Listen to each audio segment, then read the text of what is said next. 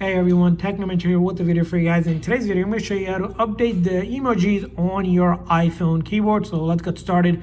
So if you want to update these and you're not seeing the one that you want with the new update, it's because you need to first do these things. First thing is you want to ensure that you have the latest iOS version.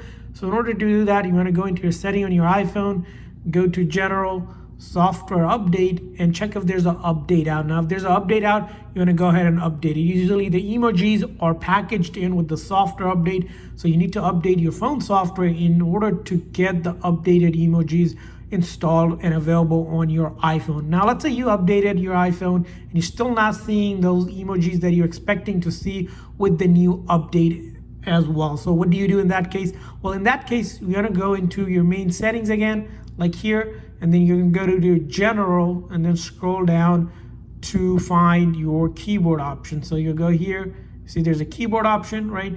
Under the keyboard option, you'll see there's two different keyboard most likely. There's the one that's for the default one for your language, and there's an emoji keyboard. What you're gonna do is slide it to your left so you can delete the current emoji keyboard, and we're gonna go ahead and add it, re-add it again, and then search up emoji here, and then click on it, and the keyboard has been re-added to it. We'll go back, ensure there's two keyboard at least, and then we'll see the emoji is there.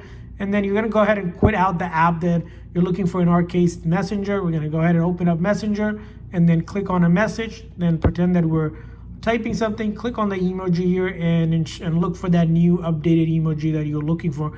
And hopefully by now your emojis are updated and you're able to get the emojis that you're looking to find on your iPhone. And that's how you go about updating emojis on iPhone. I hope this video was helpful. So please consider the like and subscribe button for more tips and tricks for your iPhone and other iOS devices.